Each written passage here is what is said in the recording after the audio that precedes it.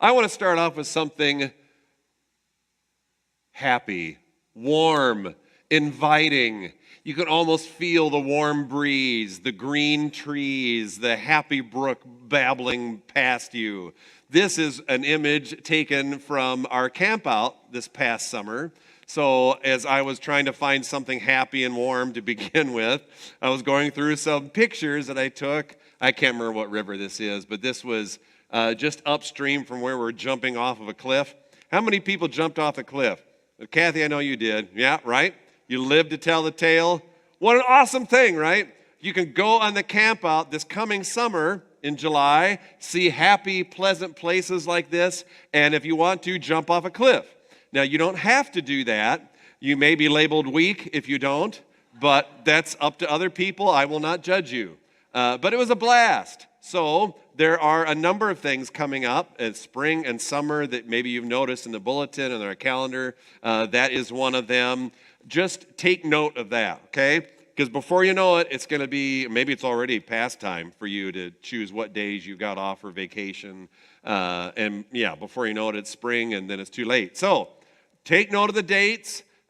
Think about it individually, family, whatever, what you're doing. And also think about getting involved in some of those things coming up as we celebrate as a family what we can do together as a church. So that's the happiness. We're going to go to gray there. Now back to reality.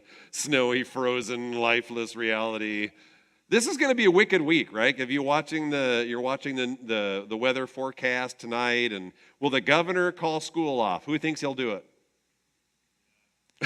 Yeah, I'm kind of leaning towards that too. With all this buildup, it's almost like he can't, right? Yeah, we'll see. So, quick recap of where we've been the last couple weeks. I've been building up to chapters 11, chapter 12 of Ecclesiastes, kind of the therefore of this book. All the things that we've talked about, what has it been there for? So a couple weeks ago, we talked about how we are to go boldly in this life, in our faith. The verse 11 of chapter 11, casting your bread upon the waters, putting yourself out there, going boldly in faith. That was that message. And then we added another layer about going joyfully, rejoicing in your youth. And I'll point it again, youth means whoever you are right now. It's all relative, right? So where you're at, if you're alive, if your heart is beating and you are breathing right now, somebody can take a pulse next to you, you are alive, you are the youth.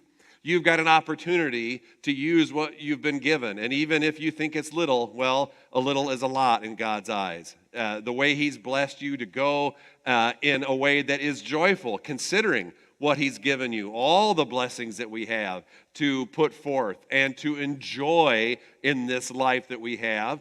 So the last circle, as we move ever closer to the center, is what we're going to talk about this morning, which is to go remembering God. So now we're going over into chapter 12, which is the last chapter of the book of Ecclesiastes.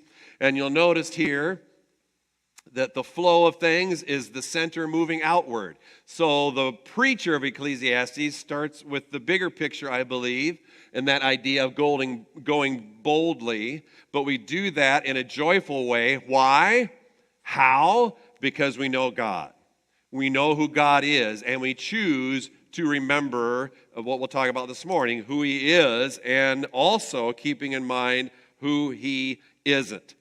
The fact that we can go joyfully, we can even go boldly in our faith, all begins with this idea of remembering our Creator, which is chapter 12, verse 1. Remember also your Creator in the days of your youth, before the evil days come and the years draw near, of which you will say, I have no pleasure in them.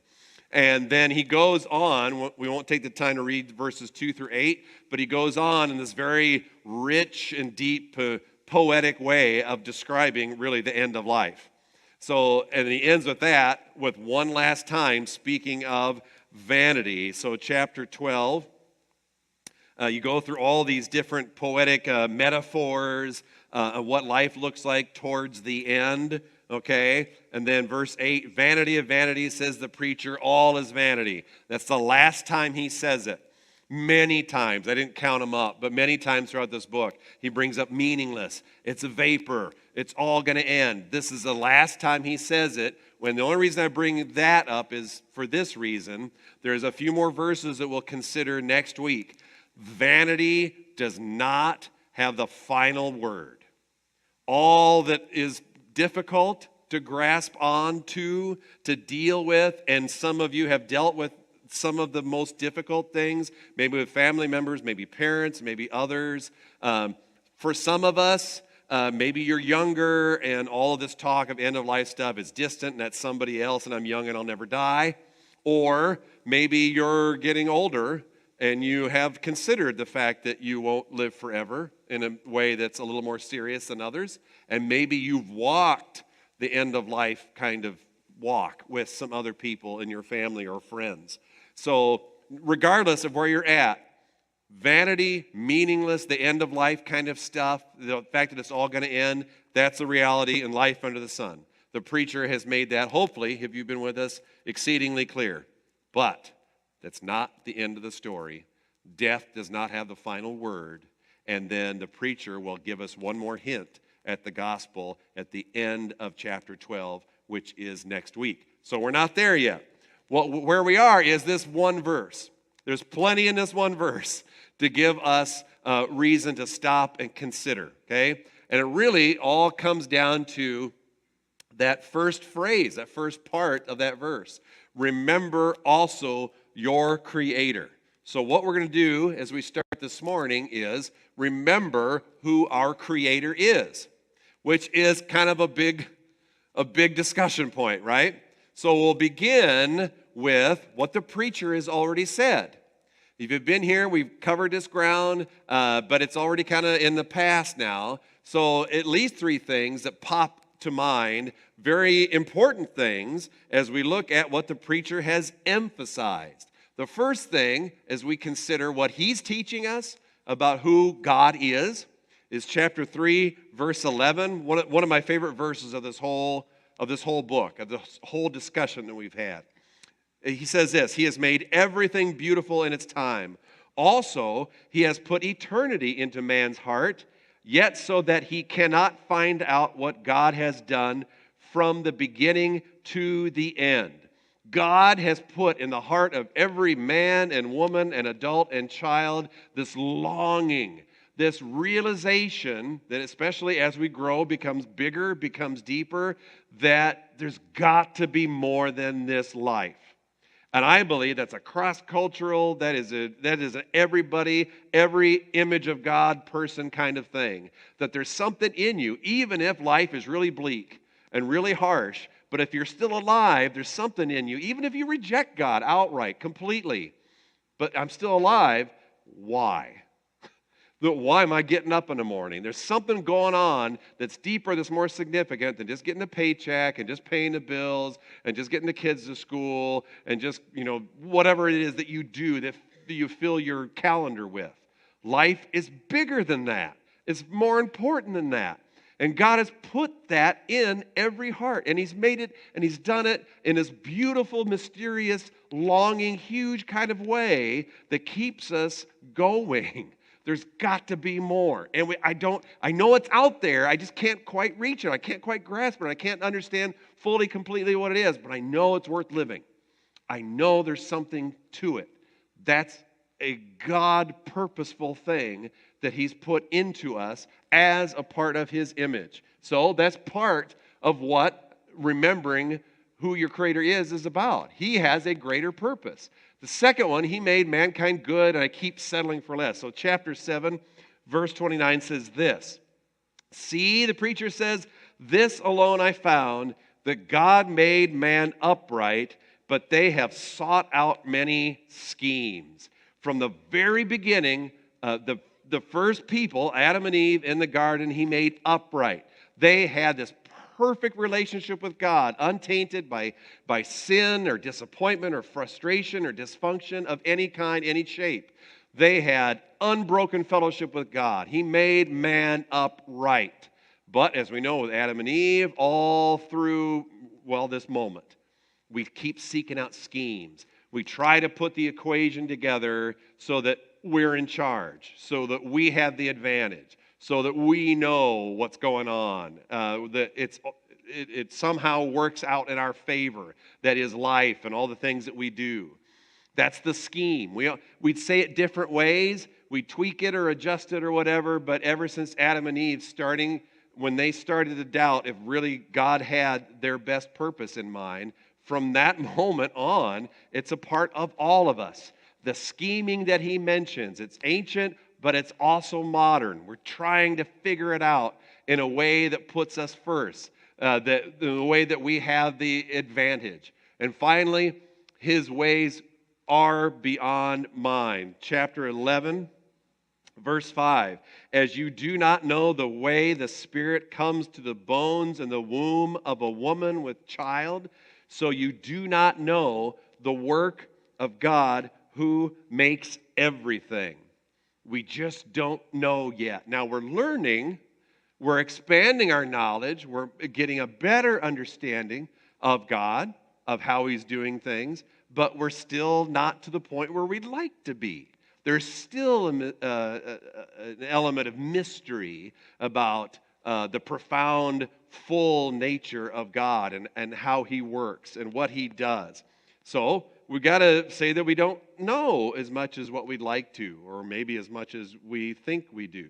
I can't read that verse without thinking about the bones of the child within the womb of a woman.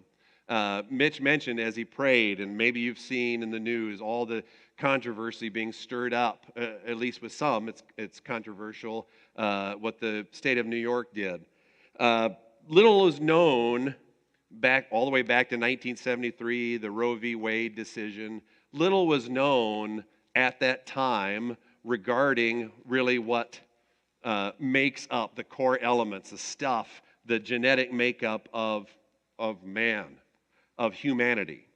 There are many ways you can approach the argument and on the legal side of things, but one thing that I find pretty compelling, and what we know now that we didn't know in the 70s, is now that we have the advantage of the genome has been mapped out. We know the DNA. We know what makes a person, what makes a human a human. And because we know that, we can go all the way back to the moment of conception, and whether it's a zygote or an embryo or a fetus or whatever the terminology is, the stuff that makes a human, the genetic makeup, is there, right? It's there, it's in the womb. What we add to that is growth and development and time, and then we've got a baby and a person that grows up and becomes old, God willing, someday. But all the genetic makeup is right there in the womb. We didn't know all that. The biology, the science, it wasn't there in 1973 leading to that decision.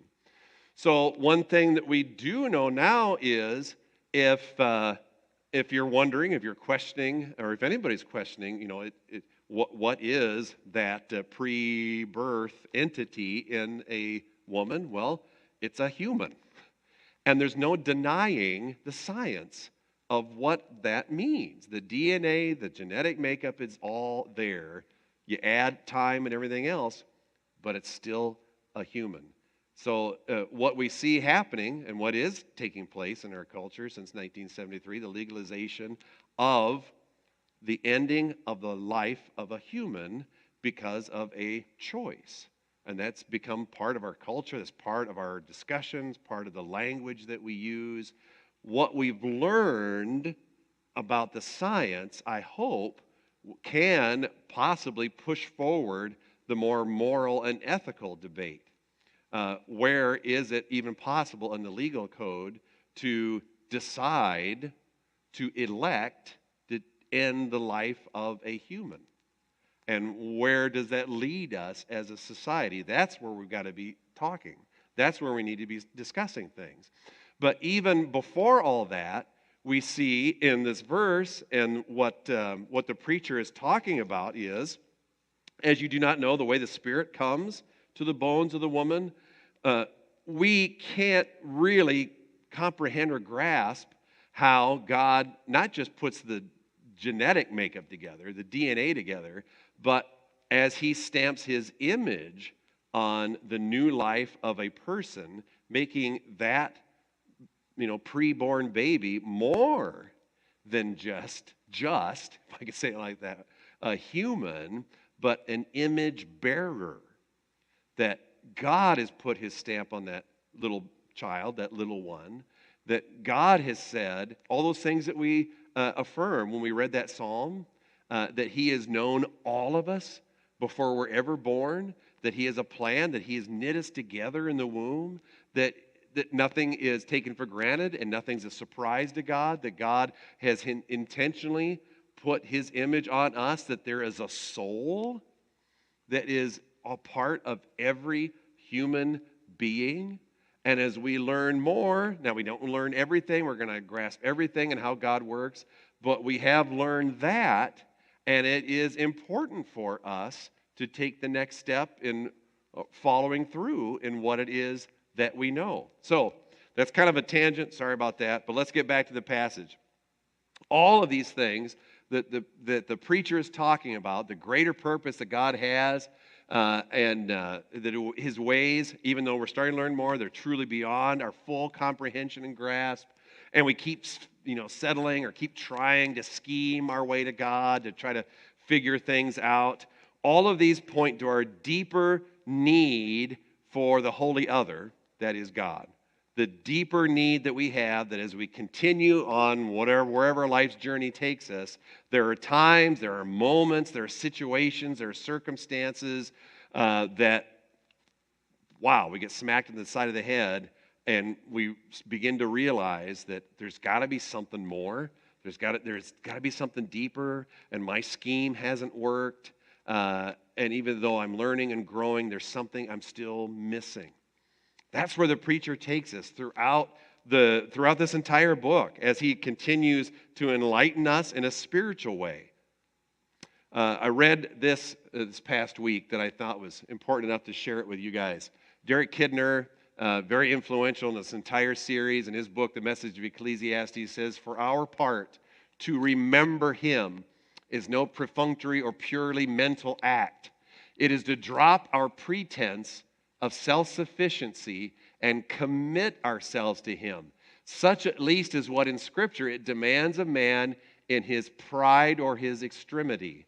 At its best and strongest, remembrance can be a matter of passionate fidelity." Okay? So hang that in your brain somewhere. Passionate fidelity. When remembrance means as much as this, there can be no half measures or temporizing. What he's trying to drive home is that idea that to remember God is far more than just an intellectual assent, just an academic understanding. We don't read the book of Ecclesiastes and come away with it with these points, and now I understand this or that about God in a cold, formal, bullet point fashion. You can't read this book and not wrestle with the realities and the harsh realities of life, how it continues sometimes in very frustrating, difficult ways, and then ends with the grave, and what's the point? Vanity. You can't read this book and start to get into it at any level without being frustrated with those things. To remember God is saying that I need to passionately commit my life to him who has control over these things. That it's not just an open grave waiting for my body. That there is far more that we can actually rejoice in as we get to know the living God who is sovereign over all these things. So I hope at some level, as you've read through this book, that you haven't just ended with frustration here and there, that you're getting to see the point of God and what he's doing in your life. To remember him truly is beyond the academics. It is coming to that point where he's got it, I need it, I can't construct it any other way. I need to respond to him. Not just knowing more about him, but from my heart. knowing that he has all things in the palm of his hand, to simply return to him and to begin trusting that he's good enough, that he is sufficient for everything that I need, and that my pride in thinking that I need to be in control leads me nowhere. In fact, it just keeps leading to bashing my head on the wall in another dead end kind of experience. Passionate fidelity. When I think of that, I think of another Bible character. Maybe you're familiar with him. Let's read a little bit about what Jonah has to say. If you know the story of Jonah, he tried to avoid God. He tried to scheme his own way to avoid what God told him to do. He gets in a boat, goes the other direction. He eventually gets thrown off the boat, and God sends a fish, gobbles him up. You're familiar with that part. I think we all are. Probably pretty much everybody in our culture has heard something about Jonah. In chapter 2, Jonah is in the belly of the fish, and he then begins to become passionate. Okay? For good reason. He was about to be dead, and he's having his God moment, his come to God moment in that belly, and he begins to pray. And this is part of how he prays. When my life was fainting away, I remembered the Lord, and my prayer came to you. Okay? It's not, he's realized at this point that nothing else has saved me or is going to save me. My prayer came to you. He remembers God in your holy temple. Those who pay regard to vain idols forsake their hope of steadfast love. But I, with the voice of thanksgiving, will sacrifice to you what I have vowed I will pay. Salvation belongs to the Lord and only to him. That's passionate, and that's fidelity. It's only God. He has come to that moment. It's got to be God and only him, and I am going to give my life to him and to his purposes. Have you had a Jonah moment in your life? I know many of you have. I've heard a lot of your stories. That moment where maybe you haven't been gobbled by a fish, okay? But something similar to that, where you've come to the end of the proverbial rope, when all the scheming and all the planning and all the contriving and all of that stuff, no matter what your age, but you realized that it's all going nowhere and my efforts are going to lead me even further nowhere, and I need a Savior.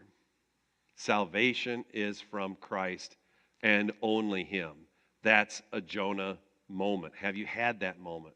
Or maybe you're somewhere before that, so to speak, and still wondering who God is and what he's like and why bad things continue to happen. That's okay, because I'd say in every church, there are people that are at that point where I'm still frustrated with that. I still haven't brought that together. That's okay, because this book continues to lead us towards this point, okay? So that's Jonah's moment. Maybe you've had that moment where you're in the belly. There's no pretense. There's no pretense when you're having your mountaintop experience in the belly. You become more familiar with the fact that I know life has an end, and the only way I'm saved is Jesus. So passion abounds when you're in the belly. It's far easier to be passionate where you're at that moment where, oh, I know, Lord, I need you. And I know I'm beginning to realize that salvation only comes from you. But there are plenty of other times, so maybe you've had that moment. You've had your Jonah moment. And there's been plenty of times since that moment where you continue to struggle. That the mountaintop experience in the belly is gone and passion fades. And who are you now? And what difference does it make? And where is God in the midst of my life? In the confusion or frustration or difficulty. So that's where we're going to go for the rest of this time. Because if you remember your Creator, as the preacher says, we've got to both remember who God is, as He and the rest of Scripture informs us, but we've also got to remember who He isn't.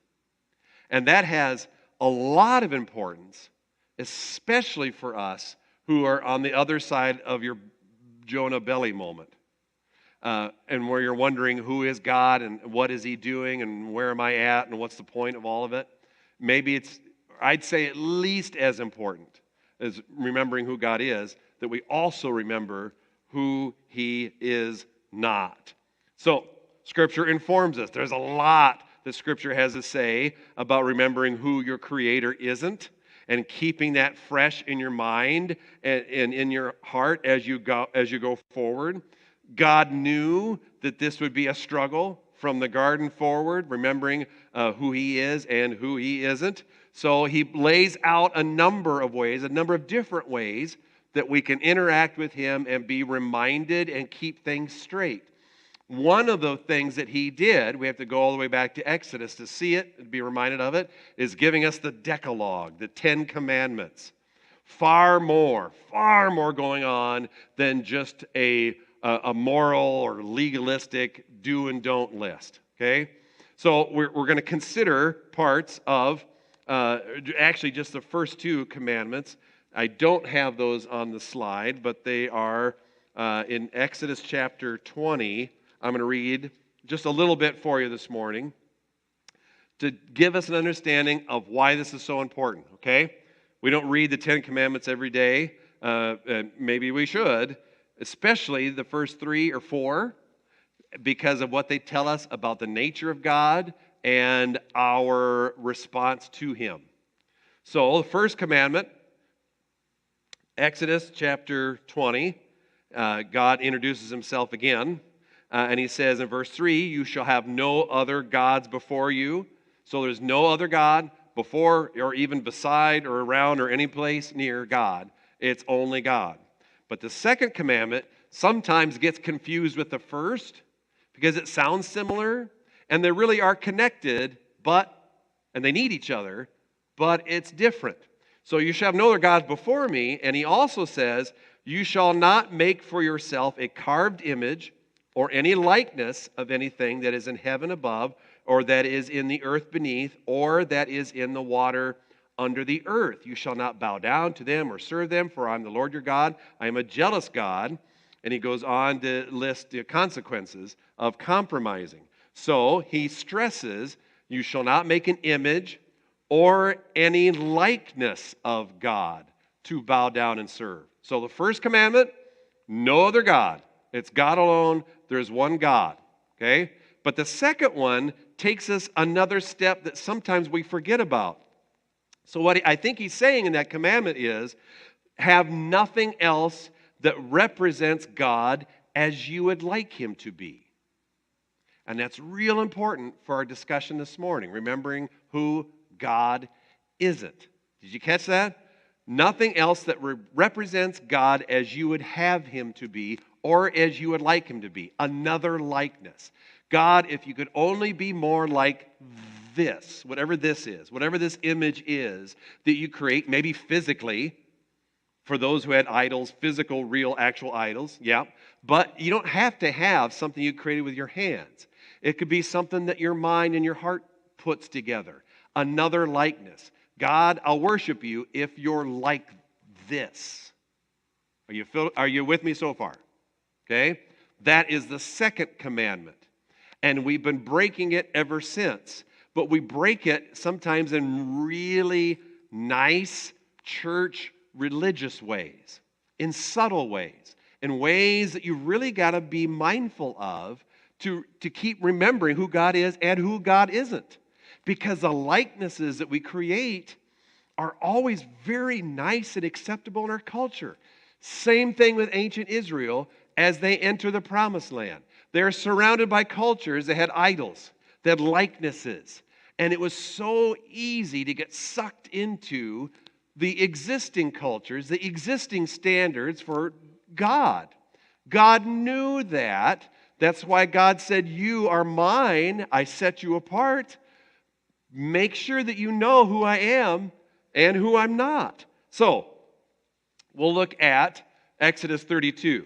Golden calf isn't as weird as you might think. So, and it is kind of weird. I remember thinking, looking at Exodus chapter 32, man, these people are stupid and impatient. Sure, you have to wait a little bit for Moses to come down from the mountain, but you've already got this shared experience of how great God is and how God led the people out on these miraculous, undeniable, miraculous things that they've seen and heard. Just wait a little bit. Why do you start melting down stuff and making a calf? Do you ever read that and get frustrated? How are they so stupid so fast? Making a likeness for themselves. And how is Aaron even dumber, right? He knows. He knows he's a leader, and they coerce. Really, what they do is they put him on the spot where he has to produce for them what they want. So let's read the passage. I think I've got this up here. It's only a snapshot here, verses 2 through 5. So Aaron said to them, this is after they corner him, they put him on a spot. He really has to do what they want, or he's in trouble.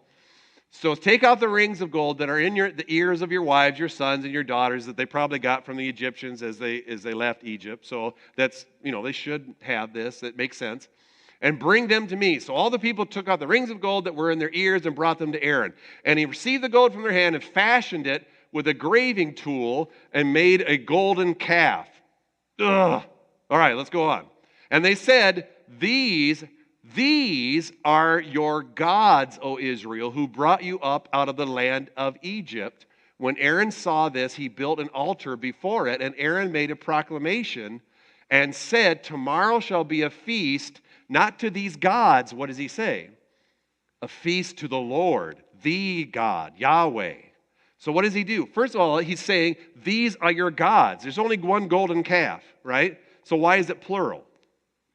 And scholars debate about that. What's going on with the language? I think it's fairly obvious. They had multiple gods in Egypt, all these different idols that were all around them all the time. God calls them out away from that to be his only people, and they would only respond and worship him. And Aaron's just trying to make them happy. All of these gods, they're all wrapped up in this golden calf. We don't have to make all these different individual gods.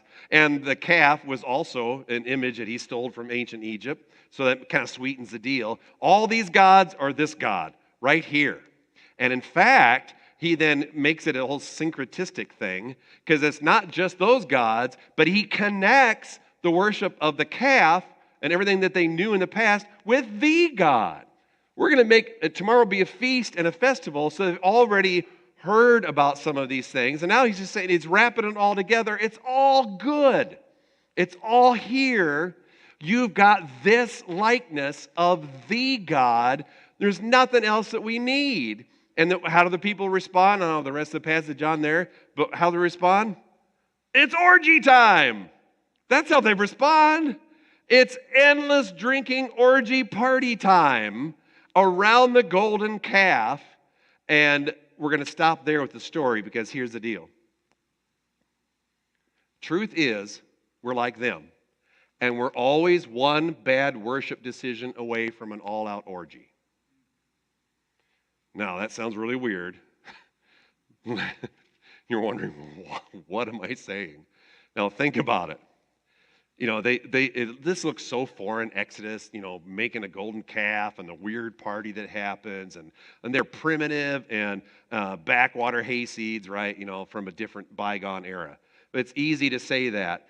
Think about the lesson that's here. We don't react typically with golden idols and orgies. In God's eyes, it's no different. If we know who he is, we've also got to keep fresh in our hearts and minds as we worship who he isn't. And if we combine who he is with other idols, because it seems so right, and if we're not careful to discern what is right and what isn't, what is God, what is the worship of God, and what isn't, if we're not careful with the details, then we give our hearts away, we give our lives away, we give our bodies away to other gods, and it's the spiritual equivalent of what happened in the book of Exodus. Now, do I have your attention? This is important stuff for the church. Remembering who he is and who he isn't is more demanding than what you may think, and all the more necessary for God's people to take note and to be careful to not compromise any part of who we are in the worship of the living God. In any way, give ourselves over to something or someone else and think that it's okay when it's really not. Now, let me jump here to the New Testament real quick. In the book of 1 Corinthians chapter 10, Paul is talking to the Corinthians about, in their culture, idolatry and the pagan worships and the worship and the temples around them in Corinth and other places in the known world. That was still a visible and actual thing going on, and that you were supposed to be a part of. And even probably your business required you to be part of, as far as the temple practices, the occult stuff, and whatever. So people new to the faith in a very pagan and immoral place like Corinth, they needed to know, okay, now that I'm really following Christ, who is he? And all these things around me that I used to not care about, but now I'm feeling convicted that it matters. The culture around me, certainly, there's question marks. And what do I do now in my newfound faith? So much of this letter is trying to open their eyes to the differences and the need to discern. And just like us today, the culture around us is swirling with different options for idols. And we've got to be mindful and discerning so that we don't mix up our faith with something that truly is not of Christ. So that's 1 Corinthians chapter 10, which then leads us kind of into a whole other sermon. So I'm going to save you from that, okay? The more you get into it, oh man, this is another outline. But I can't do that to you, and I'm not going to do that to you. But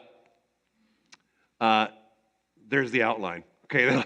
That'll surface another time, probably, when I'm preaching. But Exodus is for our instruction. So 1 Corinthians chapter 10, verse 11 says, now these things, as Paul's talking about the past to believers, maybe believers have no clue about Exodus or anything that's going on there.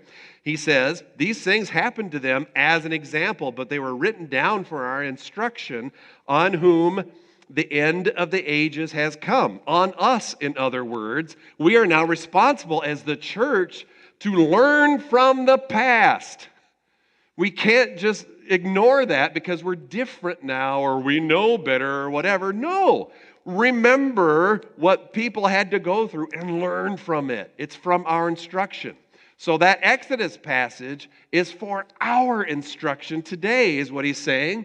And then he says these three different things: flee from idolatry, verse 14, glorifying God in everything, whether you eat or drink or whatever you do, do all the glory of God, verse 31. But I want to just comment on one of these things, verses 14 through 18, and what it is that you're participating in. It has everything to do with both, remembering who God is and who God isn't.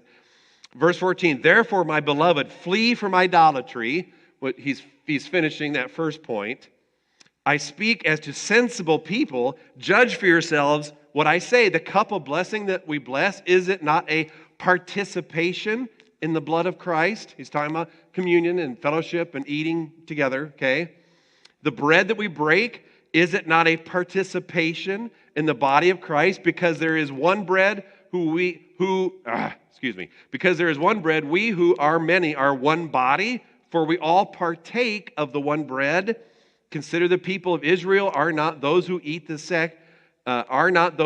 sacrifices participants in the altar. He keeps stressing that one word, right? You heard it 3 times. Participating, or participants.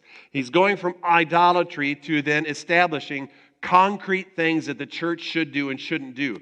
One of those things he comments on in chapter 11 is the Lord's Supper. Every time we have communion here at St. Annie Hill, I read a few verses from 1 Corinthians chapter 11. This is the precursor to that, okay? So when you come to the table, specifically, the bread and the cup, we participate.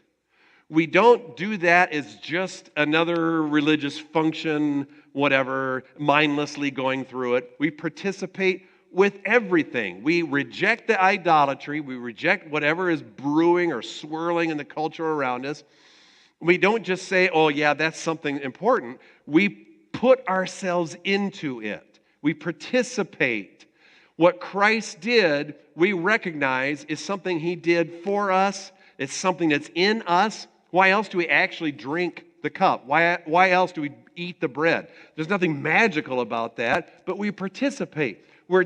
Every month when we do that here, we actually take it in and drink it and eat it. We're saying, I participate with you. Jesus, you died for me. And because you died, I choose to die for myself. That's participation. When Jesus lives, he rose again, right? That's why we do any of this. He lives today. And as we remember Jesus living, we say, I live for you, Jesus. I participate in your life right now through the end of time. Participation in Christ, with Christ, is everything for so many reasons. But the main one today is this. The more we participate in him, the less we participate in everything else. You got that? And that's huge in remembering who Jesus is and who he isn't.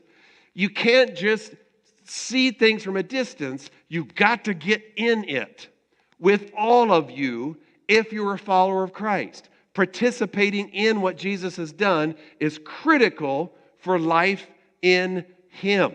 Now, it's not limited to just communion and that experience. That's what this passage is teaching us. But participation in Jesus and in the Spirit and responding and being faithful in all these different ways and all these different things the New Testament shows us is so important for us today as it gives us life and as it separates us from other idols. It's remembering who Jesus is, alive and active in me, and also who he isn't. So, I'm going to wrap up with this.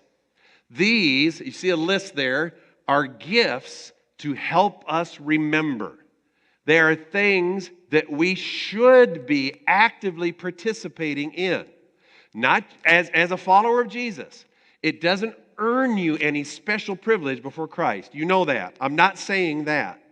But as we do these things, we get more life from him. We understand better what it is he's doing.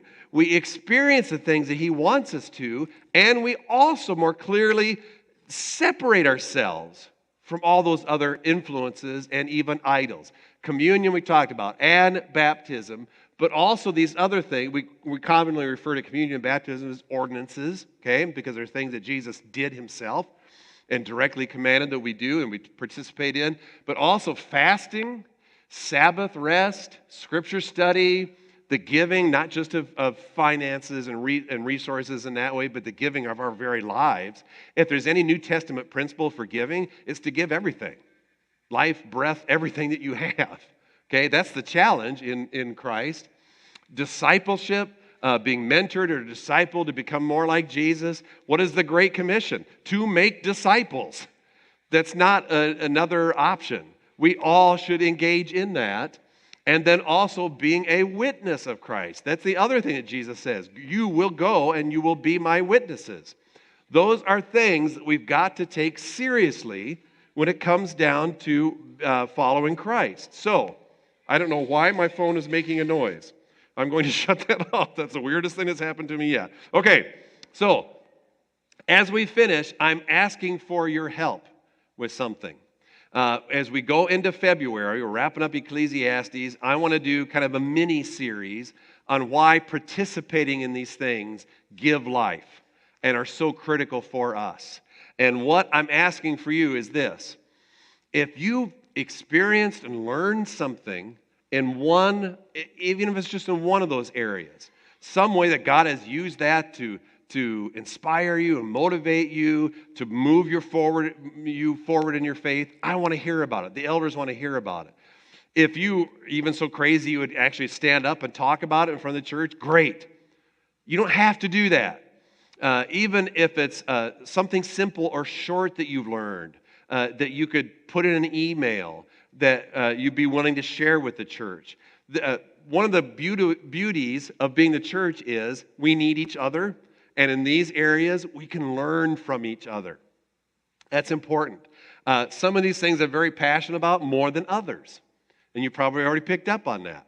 And that's just who I am. So I'm saying I need you to help us make the next step in what we're teaching on so much more valuable. So you don't have to get up front. If you would be willing to, and we could dialogue together up front, that'd be great. You don't have to do that. Share something. Maybe you learned something from somebody else, and you can throw them under the spiritual bus and give me their name, and then I'll go after them. Okay. But maybe there's somebody else you know of that you've benefited from, that's enlightened you and pushed you forward, moved you forward in your life in Christ. These things are so important that we take seriously and we participate in, not just for the glory of God and no way to try to earn your salvation, but in response to salvation, enjoying Him more and distancing ourselves from the idols of this age. So participate with me. You see the email there. You've also got the bulletin, so it's got our phone number and whatever. If you haven't used that before, this is a great opportunity to start using it, okay? So think about that this week. Prayerfully respond to it, and we'll talk more as you communicate. Let's close with a word of prayer. Lord Jesus, again, we pause and give you thanks for the power of the truth of your living and active word. I pray, Lord, that we would leave from here all the more interested, all the more desirous of a walk with you that is meaningful, that's deep, that gives us increasing ways to rejoice and even move outward and be more bold in our faith and our understanding.